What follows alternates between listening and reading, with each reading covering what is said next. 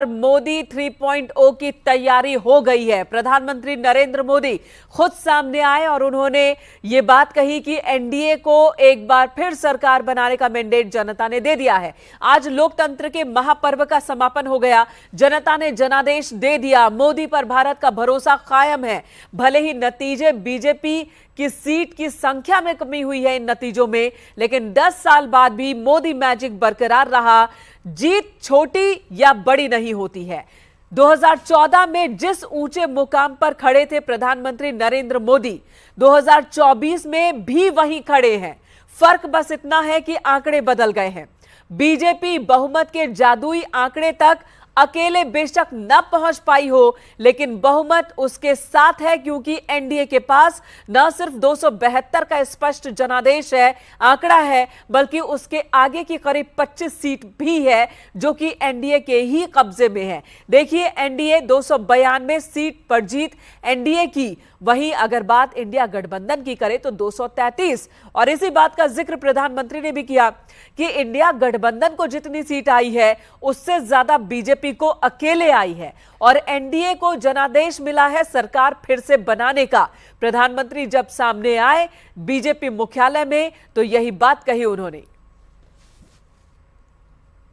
इस आशीर्वाद के लिए मैं सभी देशवासियों का ऋणी हूं।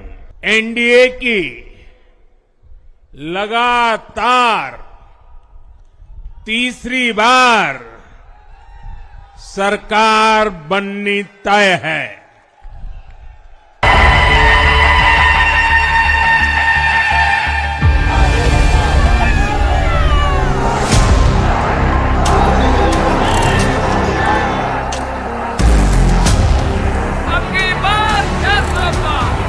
मोदी तो कहता है ये 10 साल में जो विकास हुआ है ना, वो तो सिर्फ ट्रेलर है, ट्रेलर। अभी तो बहुत कुछ करना है। मेरठ की ये धरती क्रांति और क्रांति वीरों की धरती है। जैसे चंद मिनट में नया इतिहास लिख गया, जैसे इतिहास के पन्ने पलटे और एक दशक की राजनीतिक यात्रा फिर उसी पड़ाव पर आ पहुंची। राष्ट्रीय राजनीति के फलक पर जहां से नरेंद्र मोदी का उदय हुआ। –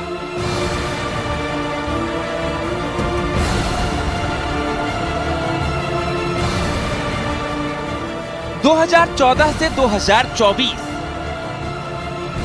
मेरठ की ये धरती क्रांति और क्रांति वीरों की धरती है। 10 साल के अंतराल के बाद क्रांतिवीरों की धरती मेरठ को मोदी ने चुनावी प्रचार के शंखनाद को यूं ही नहीं चुना था। गुजरात के मुख्यमंत्री रहते हुए भी उन्होंने लगातार जीत की हैट्रिक लगाई थी।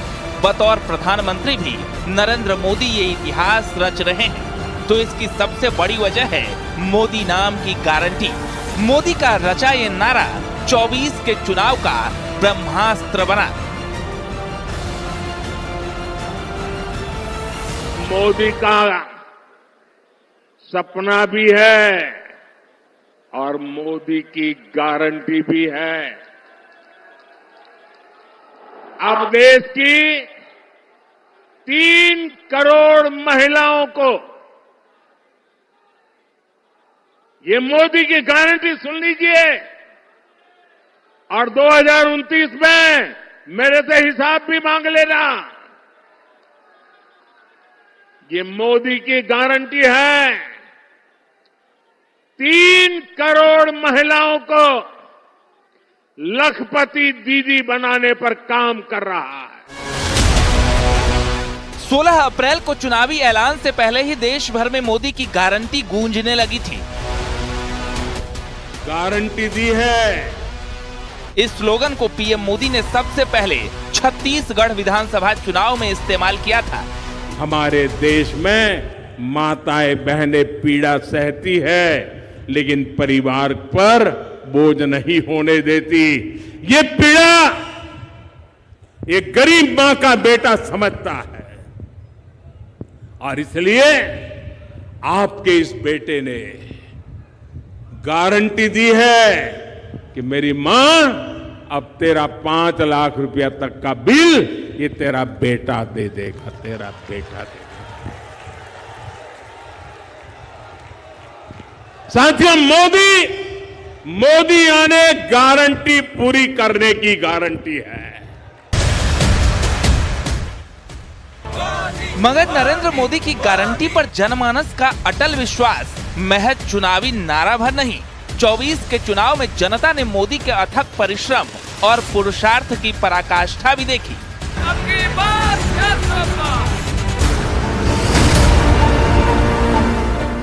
पहले चरण के चुनाव में नरेंद्र मोदी ने जो मुद्दे चुने, उनसे विपक्ष को बैकफुट पर जाना पड़ा था।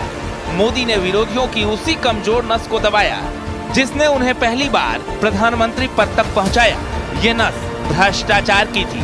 करप्शन पर हल्ला बोलकर नरेंद्र मोदी ने पहले चरण का रुख पूरी तरह बीजेपी के पक्ष में मोड़ दिया। वहीं इंडिया गठबंधन में करप्शन के आरोपों में घिरे तमाम क्षेत्रीय छत्र इस हमले का जवाब भी तलाश नहीं पाए। मैं ऐसे लोगों को डंके की चोट पर कहना चाहता हूं, भ्रष्टाचार के खिलाफ कार्रवाई होके रहेगी। जिन्होंने जनता को लूटा है, उनको लौटाना ही पड़ेगा। मोदी पर जांच एजेंसियों के बेजा इस्तेमाल के विपक्ष के आरोपों को जनता ने कभी भाव नहीं दिया, क्योंकि करप्शन की काल कोठरी से निकला काला धन देख जनता प्रसन्न थी। न्यूज 18 के इंटरव्यू में प्रधानमंत्री ने ऐसे तमाम आरोपों की धज्जियां उड़ा दी थी। एक सवाल और, आप इसका पार्ट जवाब दे चुके हैं, इसलिए मैं उसको संक्षेप में पूछूंगा। ऑपोजिशन कांग्रेस सब आपके पीछे कहता है कि सरकार जो है ईडी, सीबीआई, इंटेलिजेंस एजेंसी इसका इस्तेमाल कर रही है। आपने कहा है कि ईडी इंडिपेंडेंट है। सिर्फ एक सवाल यह है कि ऐसा देखा गया है कि 25 नेता का एक एनालिसिस एक न्यूज़पेपर ने की थी कि 25 नेता जब अपोजिशन पार्टी से बीजेपी की तरफ आ गए तो उसमें से 23 लोगों के ऊपर से जो है इस तरह के केसेस को या तो ठंडे बस्ते में डाल दिया गया या ड्रॉप कर दिया गया। इस बारे में पहली बात है, एक भी केस ड्रॉप नहीं किया गया है। जो अदालत कहेगी वही होगा, हम कोई निर्णय लेंगे, स्वतंत्र है। दूसरी बात है, पॉलिटिकल लीडरशिप के केस कितने हैं भाई? ओनली 3%। 97% अच्छे अच्छे ब्यूरोक्रेट जेल में है। आखिर के इन संस्थाओं का जन्म क्यों हुआ है भाई? अगर इन संस्थाओं का जन्म इसी काम के लिए हो तो काम नहीं करेगी क्या? और अदालत इतनी बड़ी है जी, किसी को जमानत नहीं दे रही है अदालत, तो अदालत देखती होगी ना भाई। और भ्रष्टाचार के मामले में हम कम से कम उसको लाइट न लें। प्रधानमंत्री मोदी के केंद्रीय राजनीति में पदार्पण के बाद यूपी उनके लिए सबसे अधिक लकी साबित हुआ। चाहे काशी को कर्मभूमि चुनने की बात हो या फिर मेरठ से हर बार चुनावी शंखनाद करना, यूपी से प्रचंड आरंभ ऐतिहासिक नतीजों तक पहुंचने का रास्ता आसान करता गया। मेरठ की इस धरती के साथ ही मेरा कुछ अलग ही रिश्ता है। 2014 में और 2019 में मैंने अपने चुनाव अभियान की शुरुआत यही मेरठ से की थी। अब आते हैं उस सवाल पर कि मोदी मेरठ से ही क्यों हर बार अपने चुनावी प्रचार का आगाज करते हैं। इसके पीछे कोई टोटका नहीं, मोदी का यकीन है, खुद की मेहनत और चुनावी मैनेजमेंट पर उनकी अपनी सोच है। नरेंद्र मोदी ने चुनाव के लिए 100 डेज की टाइमलाइन तय की थी, जिसका एक एक कदम नपा और सधा हुआ रखा जाना था। जैसे पहले 2 चुनाव में मोदी करते रहे, यानी सभी पहलुओं पर सोचकर, तमाम समीकरण को समझकर जाटलैंड को पीएम मोदी अपने चुनाव प्रचार के स्टेज के लिए चुनते हैं।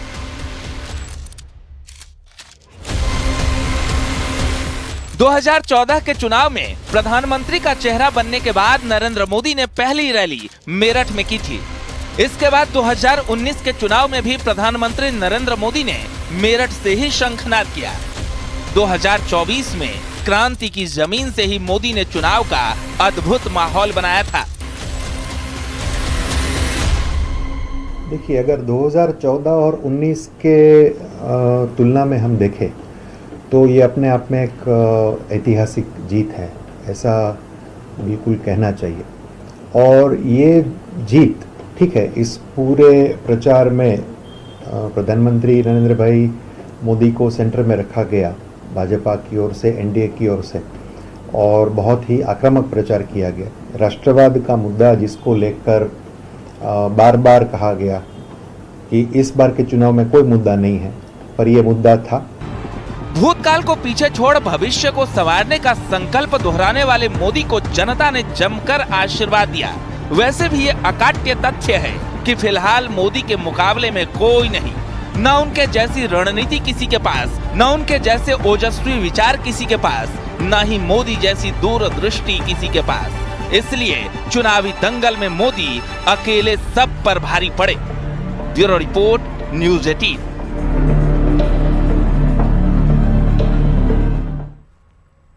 भले ही एनडीए सरकार ने हैट्रिक लगाई हो, लेकिन एक सच ये भी है कि इस बार मोदी के कई मंत्रियों को जनता ने नकार दिया है। अकेले यूपी की बात की जाए तो केंद्रीय मंत्री स्मृति ईरानी को करारी शिकस्त मिली। अमेठी में वो करीब 1.5 लाख वोटों से हार गई। तो वहीं केंद्रीय गृह राज्य मंत्री अजय मिश्रा टेनी को भी इस बार जनता ने नकार दिया। 30,000 के आसपास वोटों से वो भी हार गए हैं। और इसी तरह कौशल किशोर, उनको भी हार का सामना करना पड़ा है। कौशल किशोर को समाजवादी पार्टी के कैंडिडेट ने हरा दिया।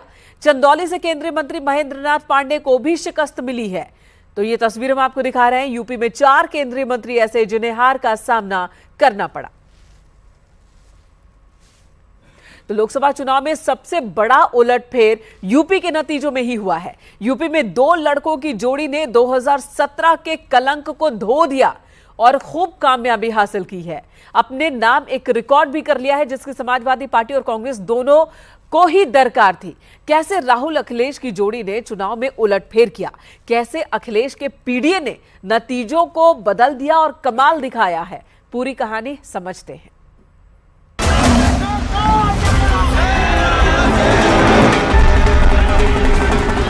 हर साल 1 लाख रुपया, 8,500 रुपया महीने का खटाखट आता रहेगा। एक सीट के अलावा सब सीटें जीत रहे हैं। कौन सी सीट? एक लड़ाई में क्यूटो।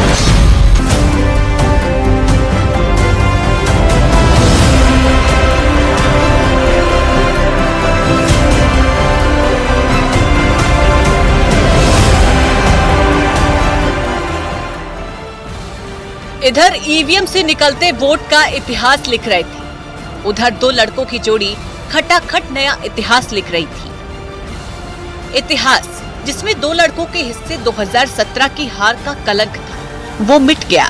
भले ही सत्ता हासिल करने वाले नतीजे ना हो, लेकिन यूपी में जिस तरह 2 लड़कों ने कमाल दिखाया, वो विपक्ष के लिए भविष्य की उम्मीद जरूर लेकर आया है। 140 करोड़ की जनता इनको 140 सीटों के लिए तरसा देंगे। 2 लड़के जो यूपी में घूम घूम कर संविधान बचाने की दुहाई देते रहे। 2 लड़के, एक समाजवादी पुरोधा मुलायम सिंह का सियासी वारिश, जिसने अपनी बेदाग छवि और धारदार रणनीति से यूपी में भगवा विस्तार पर बड़ा ब्रेक लगा दिया। तो दूसरा जिसे विरासत बचाने की चुनौती थी, उसने अपनी मासूमियत से जनता का दिल जीत लिया और धुल गए वो सभी आरोप जिसमें गली गली खाक छानने वाले राहुल अखिलेश पर शहजादे होने का तंज मढ़ा जाता था। मैं सपा कांग्रेस के दोनों शहजादों की फ्लॉप फिल्म की बार बार रिलीज से हैरान हूं। जब तस्वीरें मीडिया में आई तो कहानियां गढ़ी जाने लगी कि अखिलेश के कार्यकर्ता अनुशासित हैं। राजनीति पंडित तब तक भी ये बात नहीं समझ पाए कि बैरिकेडिंग तोड़ती ये भीड़ 2 लड़कों की जोड़ी पर किस कदर फिदा है। नतीजे आए तो बेकाबू भीड़ की तरह ही सपा और कांग्रेस के लिए वोटों की बारिश नजर आई।